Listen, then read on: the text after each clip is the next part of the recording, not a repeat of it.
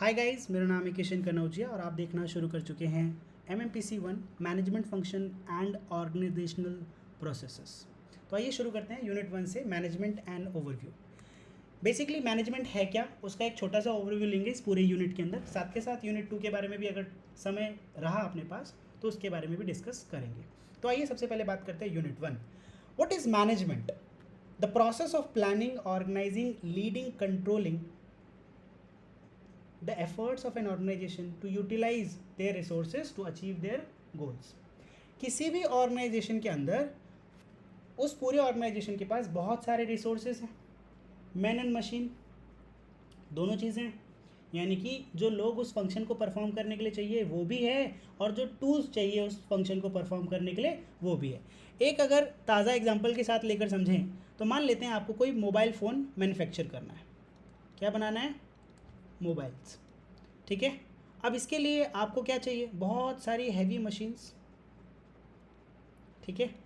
साथ के साथ आपको स्किल्ड वर्कर्स चाहिए जिनको सॉफ्टवेयर हार्डवेयर इसकी जानकारी हो, और इस मशीनरी के साथ हम क्या कर लेंगे, फाइनल प्रोडक्शन में हमारे पास मोबाइल निकल जाएगा। इस पूरे फंक्शन को परफॉर्म करने के लिए हमें क्या करना पड़ेगा? प्लानिंग करनी पड़ेगी कि कितने रिसोर्सेज की ज़रूरत है, कब कौन से रिसोर्स की ज़रूरत है, कौन किस टास्क को करेगा, कितने समय में क्या टास्क हो जाना चाहिए और हमारा एक्सपेक्टेड प्रोडक्शन कितना होगा। And there can be various functions as well, right. चलिए सुनो, हमें सबसे पहला फंक्शन परफॉर्म करना है प्लानिंग का। इसके बाद हमने जैसी प्लानिंग की है, मान लेते हैं हमें कितने मैनेजर्स चाहिए, कितने सीनियर मैनेजर्स चाहिए, कितने हमें सुपरवाइजर्स चाहिए, कितनी टीम्स चाहिए, हर टीम का क्या फंक्शन होगा, इसके हिसाब से हम चीज़ों को और लोगों को ऑर्गेनाइज करेंगे। फिर हम लीड करेंगे, पहला फंक्शन हम अप्लाई करेंगे। उसके बाद हम क्या करेंगे? लीडिंग का काम शुरू करेंगे। लीडिंग एक ऐसा फंक्शन है जिसके अंदर हम सबसे पहले किसी भी फंक्शन को इनिशिएट करने का टास्क लेंगे एज अ मैनेजर। इसके बाद अगर हमारी प्लानिंग में कोई भी डेविएशन आता है, हमने सोचा कि 30 दिनों के अंदर हम लोग 30,000 मोबाइल फ़ोन प्रोड्यूस करेंगे। मान लेते हैं 25 दिन हो चुके हैं और हमने सिर्फ और सिर्फ 15,000 मोबाइल फ़ोन बनाए। अगले 5 दिनों में 50% काम हमें पूरा करना है। ठीक है, राइट। ये 25 दिन में हुआ, ये 5 दिन में करना है, पॉसिबल तो है नहीं। तो ऐसी कौन सी गड़बड़ हमने कर दी जिसकी वजह से हमको सिर्फ 15,000 यूनिट बनाने में पूरे 25 दिन लग गए, right. In that scenario what we will need to do, हमें कंट्रोल करना होगा कि कौन कौन सी गड़बड़ हम कर रहे हैं। That will come under function of controlling. अब ये सारा का सारा काम हम कर क्यों रहे हैं? क्योंकि ऑर्गेनाइजेशन के कुछ गोल्स हैं, उनको अचीव करने के लिए उन्हीं के रिसोर्सेज को इफेक्टिवली क्या करेंगे? प्लान करेंगे, ऑर्गेनाइज करेंगे, लीड करेंगे और कंट्रोल करेंगे, राइट। अब मैनेजमेंट वर्ड आया कहाँ से? इसका सबसे जो पुराना हमें रेफरेंस मिलता है वो मिलता है मैनेजेरे। एक लैटिन वर्ड है जिसका मीनिंग होता है टू हैंडल। किसी भी चीज़ को क्या करना है? हैंडल करना है, राइट। आइए बात करते हैं nature and scope of management. देखिए, जो मैनेजमेंट है वो एक ग्रुप एक्टिविटी है। यू कैन नॉट लाइक मैं अकेले सिर्फ किसी एक फंक्शन को ही मैनेज करता रहूं, क्योंकि कोई भी फंक्शन एक कोऑर्डिनेटेड टास्क होता है। मान लेते हैं कि मैं क्या कर रहा हूँ, मैं मोबाइल फ़ोन बनाने वाली कंपनी के अंदर कोई सॉफ्टवेयर डेवलप करता हूँ। अब इस सॉफ्टवेयर को फंक्शनली परफॉर्म करने के लिए हमें इसके लिए कंपैटिबल हार्डवेयर भी चाहिए, राइट। वो कंपैटिबल हार्डवेयर नहीं होगा तो मेरा ये सॉफ्टवेयर उस मोबाइल फ़ोन में रन करेगा क्या? नहीं। मैनेजमेंट क्या है? एक ग्रुप एक्टिविटी है, ठीक, समझ रहे हैं। यूनिवर्सल है, पूरी दुनिया में सब जगह चल रहा है मैनेजमेंट। इस क्लास में चल रहा है, आपके शरीर में चल रहा है, पूरी दुनिया में चल रहा है, हमारे देश, सरकार, हर चीज़ में मैनेजमेंट चल रहा है। सब्जी बनाते हुए अगर नमक का जो वेटेज है, जो क्वांटिटी है वो थोड़ी ज़्यादा हो जाए तो आपकी सब्जी का टेस्ट ख़राब हो जाएगा। यानी मैनेजमेंट सब जगह है। मसाला ज़्यादा हो गया तो उसका टेस्ट अलग हो जाएगा, समझ रहे हैं। उसको ज़्यादा देर तक हमने हीट दे दी तो उसका टेस्ट अलग हो जाएगा, है ना। किसी भी चीज़ में आप सर खाने की बात मत कीजिए, भूख लग जाएगी। नाउ मैनेजमेंट क्या है? मैनेजमेंट एक यूनिवर्सल कॉन्सेप्ट है। Next, it is a social process. जब भी आप कोई मैनेजमेंट का फंक्शन परफॉर्म करेंगे तो आप लोगों के साथ, लोगों के लिए ये फंक्शन परफॉर्म करेंगे, राइट? ओके। नाउ इनटेंजिबल है मैनेजमेंट, आपको दिखता नहीं है, जैसे भगवान नहीं दिखता ना, ऐसे मैनेजमेंट नहीं दिखता है। हम किसी स्कूल, हम मान लेते हैं 2 अलग अलग ऑर्गेनाइजेशन के अंदर विजिट करें। ऑर्गेनाइजेशन ए के अंदर हमने देखा कि वेल ड्रेस्ड हैं सारे के सारे लोग, सारे के सारे ऑर्डर्स को फॉलो कर रहे हैं, ठीक है, दे आर पोलाइट, राइट, साथ के साथ they are very helpful. In organization 2 जब हम विजिट करने गए, वहाँ पे हमने देखा कि ये लोग तो भाई कोई भी ड्रेस पहनकर आ गए, कोई भी कोऑर्डिनेशन नहीं है ड्रेस के अंदर, ठीक है, इनफॉर्मल ड्रेस है, राइट। साथ के साथ कोई भी ऑर्डर फॉलो नहीं कर रहे, डिसओबे कर रहे हैं, पोलाइट नहीं है, ठीक है, और रूडली हमसे बिहेव कर रहे हैं, टास्क भी परफॉर्म नहीं कर रहे। चलो ये सारी चीज़ें तो ठीक है, टास्क भी इनका क्या है, फेडेड है, परफॉर्म नहीं कर पा रहे अच्छे से। अब आप मुझे बताओ किसके अंदर मैनेजमेंट अच्छा है? ऑर्गेनाइजेशन ए और ऑर्गेनाइजेशन बी? यस, जाहिर सी बात है ऑर्गेनाइजेशन बी, है ना? सही कह रहा हूँ मैं? अल्बिना, एग्नेस, सुमित, अरे भाई कहाँ से आप? Are you guys, are you listening? Organization A, और ऑर्गेनाइजेशन ए, ओके ना, ऑर्गेनाइजेशन ए के अंदर वेल ड्रेस्ड हैं, फॉलो कर रहे हैं, पोलाइटली हमसे बात कर रहे हैं और हेल्पफुल भी हैं। लेकिन बी में इसका बिल्कुल अपोजिट है। यहाँ पर हमें मैनेजमेंट बाहर से दिख तो रहा नहीं है, लेकिन हम कह रहे हैं we can feel the management from the task और the result that they are producing. Okay, ये कंटिन्यूस प्रोसेस है, ऐसा नहीं कि आज आपने मैनेजमेंट कर लिया और लगातार ऐसा ही चलता रहेगा, क्योंकि नए टास्क आएंगे, नए फंक्शंस परफॉर्म करने होंगे, नया इन्वायरमेंट होगा, नए बजट्स होंगे, नए फीचर्स और प्रोडक्ट के ऊपर आपको काम करना होगा। तो इसके लिए बार बार आपको क्या करना पड़ेगा, इस पूरे मैनेजमेंट फंक्शन को कंटिन्यूसली प्रोसेस करना पड़ेगा। कंपोजिट प्रोसेस है एक दूसरे के साथ, मतलब मैनेजमेंट फंक्शंस के अंदर जितने भी फंक्शंस हैं ना, ऐसा नहीं है कि आप बिना प्लानिंग किए हुए आप लीड करने लग जाओगे किसी भी चीज़ को। अगर मैंने कि कोई प्लान बनाया ही नहीं है तो उस प्लान को लीड कैसे करूँगा? Will it be possible? No, right ना। तो ये कंपोजिट फंक्शन है, यानी कि जो इनके चारों फंक्शंस हैं ना, ये आपस में एक दूसरे के साथ क्या हैं, जुड़े हुए हैं, राइट ना। क्रिएटिव ऑर्गन है पूरी ऑर्गेनाइजेशन का, कुछ कुछ नया ला कर देता है मैनेजमेंट, आपको कुछ नया बता के जाता है। Set of roles and skills management से निकल कर आती है। Management as a function and discipline आपको देखने के लिए मिलता है, right. Management as a function and as a discipline आपको देखने के लिए मिलता है। ओके, चलिए now let's move to the differentiation between management and administration. आप यहाँ एक ग्राफ देखो, ये समझ लीजिए आप वाई एक्सिस है और ये एक्स एक्सिस है, ठीक। इस तरफ जाएंगे तो पॉजिटिवली आगे बढ़ेंगे, इस तरफ जाएंगे तो पॉजिटिवली आगे बढ़ेंगे, ठीक। अब आप देखिए कि पूरे की पूरी ऑर्गेनाइजेशन के अंदर, अगर मान लेते हैं ये पूरा एक ऑर्गेनाइजेशन, ये जो रेक्टेंगल है, अगर ये पूरा एक ऑर्गेनाइजेशन है, इसके अंदर बॉटम टू टॉप आपको जो एडमिनिस्ट्रेशन है ना, उसकी पावर जो है बढ़ती हुई दिख रही है, दिख रही है भाई। मैनेजमेंट का हिस्सा जो है बढ़ता हुआ जा रहा है, यस और नो। लेकिन मैनेजमेंट का फंक्शन जो ऑर्गेनाइजेशन का बॉटम पार्ट है, बॉटम लेवल है, वहाँ पे मैनेजमेंट का फंक्शन आपको ज़्यादा इफेक्टिवली देखने के लिए मिल रहा है। ये देखिए, दिख रहा है? यस एवरीवन, ये मैनेजमेंट ही तो है। यानी कि ऑर्गेनाइजेशन के लोअर लेवल पर मैनेजमेंट की ज़रूरत ज़्यादा पड़ती है, ऑर्गेनाइजेशन के अपर लेवल पर हमें एडमिनिस्ट्रेशन की ज़्यादा ज़रूरत पड़ती है। Role of management increases top to bottom,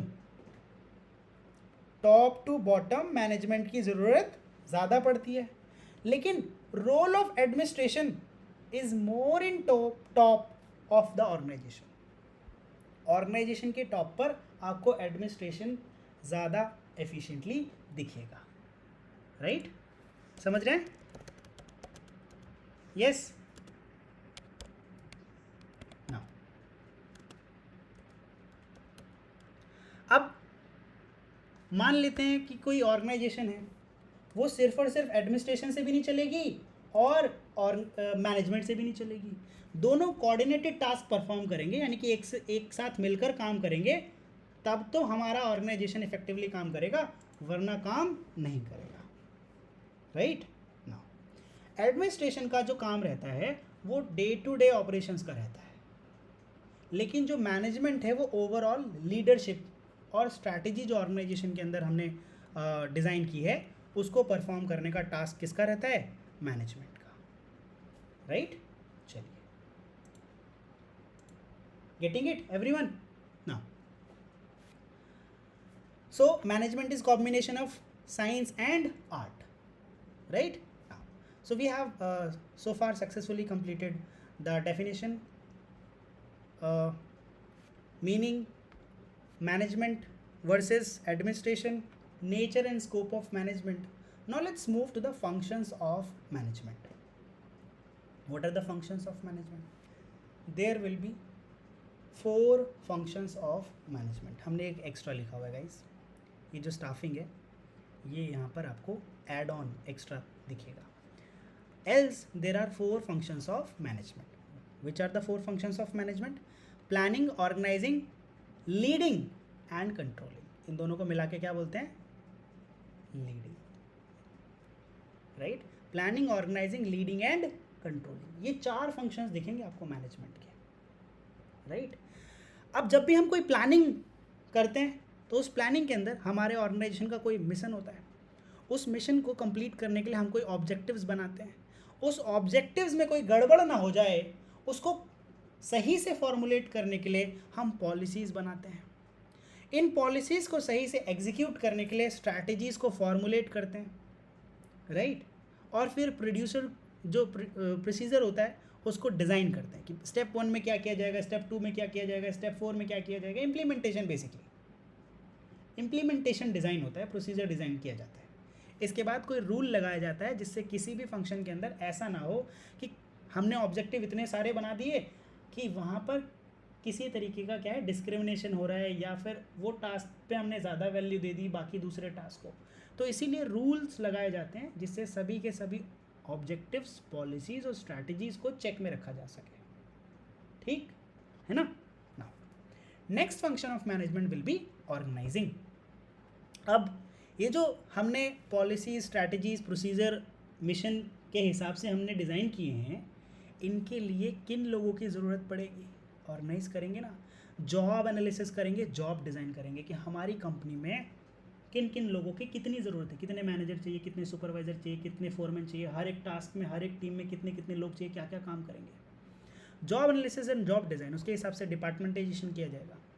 फिर मैनेजमेंट का स्पैन कितना है, डेलीगेशन, ऑर्गेनाइजेशन का स्ट्रक्चर कैसा रहेगा, सेंट्रलाइज्ड, डिसेंट्रलाइज्ड। डिसेंट्रलाइज रहेगा तो सेंट्रलाइज कब बनेगा, किस लेवल पर जाकर सेंट्रलाइज किया जाएगा, right?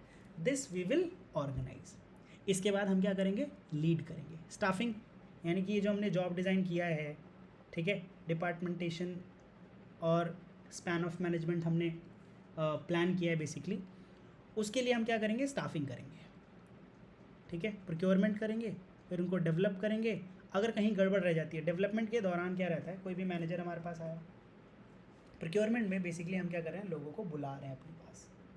It is kind of a recruitment. लोगों को बुलाया हमने और उनको देखा कि भाई सही व्यक्ति है, जो जॉब रिक्वायरमेंट हमारी है उसी के हिसाब से वो व्यक्ति है, तो हम क्या करेंगे? उसको प्रोक्योर कर लेंगे अपने पास। इतने समय तक रखेंगे जब तक वो हमारे सभी टास्क इफेक्टिवली कंप्लीट कर रहा है। हम अपने हिसाब से भी उसको डेवलप करेंगे, क्योंकि हर एक ऑर्गेनाइजेशन की डिफरेंट नीड होती है, उसके हिसाब से डेवलप किया जाएगा। अब जब एक ऑर्गेनाइजेशन के अंदर लिमिटेशन आ जाती है, क्योंकि हर एक ऑर्गेनाइजेशन की अपनी एक अपर लिमिट है, वहाँ पर अगर आगे कोई भी जो जॉब प्रमोशंस हैं वो अब नहीं है, ठीक है, तो अब क्या होगा, हमें उसको मेंटेन करना पड़ेगा। वो एम्प्लॉय कभी भी छोड़ कर जा सकता है, बोलेगा कि सर हमारी सैलरी बढ़ा दो, हमारे पर्क्स बढ़ा दो, हमारे पास एक्सपीरियंस ज़्यादा हो गया है। किसी भी रीज़न की वजह से वो क्या करेगा, गड़बड़ कर सकता है, इसलिए हमें उसे मेंटेन करने की भी ज़रूरत पड़ेगी। फिर नहीं होता है मेंटेन तो सीपरेट हो जाएगा। सीपरेशन के भी बहुत सारे रीजंस होंगे, या तो वो वॉलेंट्री होगा या इनवॉलेंट्री होगा, ठीक है, राइट ना। अब हमें क्या करना पड़ेगा, लीड करना पड़ेगा सभी लोगों को, यानी कि मोटिवेट करना पड़ेगा आपको टास्क कैसे परफॉर्म करने हैं। लीडरशिप शोकेस करनी पड़ेगी वाया फॉर्मल कम्युनिकेशन। जब फॉर्मल कम्युनिकेशन से काम नहीं बनेगा तो कभी कभी काउंसलिंग वगैरह के लिए हमें इनफॉर्मल कम्युनिकेशन की भी ज़रूरत पड़ती है, because we are dealing with real humans guys, इंसानों के साथ डील कर रहे हैं ना, इसीलिए हमें इनफॉर्मल कम्युनिकेशन की भी ज़रूरत पड़ेगी। We need to understand people, how they perform, what they do and why they do that, then only we will be able to understand how much they can perform, okay। अब इन चारों functions में से, इन तीनों functions में से to be precise, कहीं पर भी कोई भी गड़बड़ आती है तो हम क्या करेंगे, कंट्रोल करेंगे। मान लेते हैं हमने क्या एक्सपेक्ट किया कि एक ऑर्गेनाइजेशन है, हमारी ही ऑर्गेनाइजेशन है, उसने एक्सपेक्ट किया था कि ईयर 2025 के अंदर जनवरी से लेकर दिसंबर तक हम लोग 12 लाख रुपए का सेल करेंगे, 12 करोड़ रुपए तक की सेल करेंगे, ठीक है, लाख कम लग रहा है, 12 करोड़ की हम लोग सेल करेंगे, ठीक। अब मान लेते हैं 12 महीने, हर महीने 1 करोड़ की सेल निकाल कर लानी है, एज सिंपल एज दैट। अगर ये टास्क सेल्स डिपार्टमेंट का है और उन्होंने क्या किया, पहले 3 महीने में ही 10 लाख रुपए की सेल कर ली, यस, ऐसा भी तो पॉसिबल है ना कि हम अपनी डेडलाइन से पहले ही सारे टास्क परफॉर्म कर लें। कभी कभी ऐसा होता है, किस्मत अच्छी होती है, तब क्या ऑर्गेनाइजेशन हमें अगले 8 महीने की छुट्टी दे देगा। हाँ, अब क्या करेंगे वो लोग, हमें खाली छुट्टी तो नहीं दे देंगे अगले 4 महीने के लिए, यस, कि जाओ भाई हमारा काम तो हो गया, 12 करोड़ ही चाहिए था, अब तो कर दिया तुमने, ठीक है 6 महीने छुट्टी मनाओ, 6 महीने के बाद फिर आएंगे। ऐसा होता है क्या सुमित, आयुष, ऐसा नहीं होता ना, जोया, एग्नेस, ठीक है। काश ऐसा होता तो हम लोग सारे मिलकर ये जो टास्क है इसको पहले कंप्लीट कर लेते, उसके बाद 6 महीने की छुट्टी, मज़ा ही मज़ा है ना, लेकिन ऐसा होता नहीं है। तो होगा क्या, अब देखिए क्या करेंगे, कंट्रोलिंग करने के लिए ना, ये जो लास्ट फंक्शन है, this is one of the most important guys, this is one of the most. सारा मैनेजमेंट जिसे हम असल में मैनेजमेंट कहते हैं ना, मैं और आप जिसे मैनेजमेंट समझते हैं, वो सिर्फ एक सिंगल फंक्शन है। हम इन तीनों फंक्शंस को तो मैनेजमेंट मानते ही नहीं है, इन जनरल कह रहा हूँ, इसको पढ़ने के बाद समझ में आएगा। पहला, हम कोई परफॉर्मेंस स्टैंडर्ड सेट करेंगे, मान लेते हैं 12 करोड़, फिर एक्चुअल परफॉर्मेंस सेट करेंगे, एक्चुअल परफॉर्मेंस को मेजर करेंगे, देखिए 10 करोड़, अरे डेविएशन देखेंगे कितना आ रहा है, डेविएशन कंपेयर करेंगे एक्चुअल और स्टैंडर्ड को, एक्चुअल हमारा 10 लाख है, स्टैंडर्ड हमारा 12 लाख है, यानी कि 10 करोड़ है 12 करोड़ है। डेविएशंस देखेंगे कितना डिफरेंस आ रहा है दोनों में, 2 करोड़ का डिफरेंस आ रहा है, और टाइम डिफरेंस कितना, टाइम डिफरेंस है पूरे के पूरे 9 महीने का। अब करेक्टिव एक्शन लेंगे, सर इसमें तो सेल पहले ही हमारी पूरी हो गई, अब क्या करें, करेक्टिव एक्शन में अब क्या करेंगे, डेडलाइन जो है उसको तो नहीं कम कर सकते, हम क्या करेंगे, अपने जो स्टैंडर्ड्स हैं उनको हाई कर लेंगे, 12 करोड़ की जगह बोलेंगे नहीं नहीं हमसे गड़बड़ हो गई थी, हम इसको 120 करोड़ बोल रहे थे, ठीक है ना, नाउ डू इट, कर दिया ना 10 करोड़ रुपए आपने, अब 120 करोड़ रुपए कर दो। खैर ये सिर्फ उतना ही टास्क रखेंगे जितना जो है फिजिबल हो, यानी कि जितना किया जा सके, राइट। हाँ, so guys this is about the functions of management. I hope you guys are getting it effectively. Yes, everyone. Now let's move to the challenges of management, how to tackle the challenges, right? First, देखिए globalization हो रहा है. What is globalization? मेरा एक organisation है, दिल्ली में काम कर रहे थे, पूरे भारत में काम कर रहे हैं, अब जाएंगे ऑस्ट्रेलिया में भी काम करेंगे. मज़ेदार बात है, हमारी कंपनी एमएनसी बन गई, राइट. हम क्या कर रहे थे, दिल्ली में हमने एक ऑर्गेनाइजेशन शुरू करी, पैन इंडिया बढ़ गई, अब हम दूसरी कंट्री में भी लेकर जाना चाह रहे हैं. प्रॉब्लम्स क्या क्या आएंगी वहाँ पर, देखिए ध्यान दीजिएगा. जैसे आप दूसरी कंट्री में अपने ऑर्गेनाइजेशन के फंक्शंस को बढ़ाएंगे, सिंगल नेशन से जाके मल्टीनेशनल ऑर्गेनाइजेशन जब आप बनेंगे तो इसको बोलेंगे ग्लोबलाइजेशन. अब आप ग्लोबल सिनेरियो का पार्ट है. वहाँ पर क्या करना होगा आपको, हर एक कंट्री के rule, regulation, standard, custom, language, tradition, religion और भी बहुत सारी बातें, फॉर्मल इनफॉर्मल कम्युनिकेशंस का इफेक्टिवली ध्यान रखकर उस पर्टिकुलर नेशन या कंट्री के अंदर आपको परफॉर्म करना होगा. यस और no, right. So this is called globalization. अब ग्लोबलाइजेशन एक बड़ा चैलेंज है मैनेजमेंट के लिए, कि हम इंडिया के अंदर तो हमारे पास 30% टैक्स लग रहा था, यहाँ जाके लग रहा है 5% टैक्स, लेकिन इसकी कंप्लाइंसेस बहुत सारी हैं. यहाँ पे कंप्लाइंसेस 2 से 4, यहाँ कंप्लाइंसेस है 20 से 40. यानी कि रूल्स रेगुलेशंस ऐसे हैं जिनको पूरा करना पड़ेगा. टैक्स तो 5% ही है, लेकिन आपको अपनी ऑर्गेनाइजेशन रन करने के लिए इतने सारे लाइसेंसेस और जो है चेक्स चाहिए अलग अलग अथॉरिटीज़ से. ठीक. Next is technology. आप आज एक टेक्नोलॉजी के साथ अपनी ऑर्गेनाइजेशन के अंदर फंक्शंस परफॉर्म कर रहे थे, अगले ही महीने पता लगता है आपको, जब आप मशीनरी खरीद के लाए कि अब इसका नया मॉडल लॉन्च हो चुका है.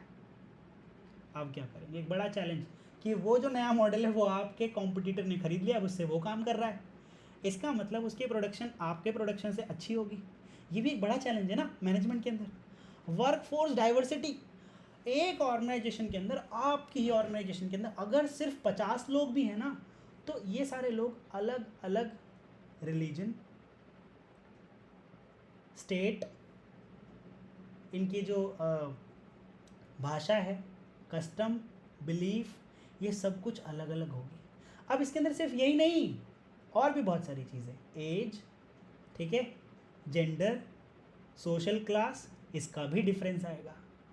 समझ गए? ये एक बड़ा चैलेंज है किसी भी मैनेजमेंट के लिए, राइट, है ना. चलिए, जो हमारी सोसाइटी के अंदर बैकवर्ड क्लास है, क्या एज एन ऑर्गेनाइजेशन हमारी जिम्मेदारी बनती है ना कि हम उनको मेन फ्रेम में लेकर आएँ. तो ये कहाँ पर आएगा? वर्कफोर्स डाइवर्सिटी के अंदर. इनोवेशन एक बड़ा चैलेंज हो जाता है कि हम कुछ नया करके नहीं लेकर आएंगे तो सिनेरियो से मिट जाएंगे, ख़त्म हो जाएंगे, हमें कोई नहीं पूछेगा, राइट. एथिक्स का हमें बड़ा ध्यान रखना पड़ता है.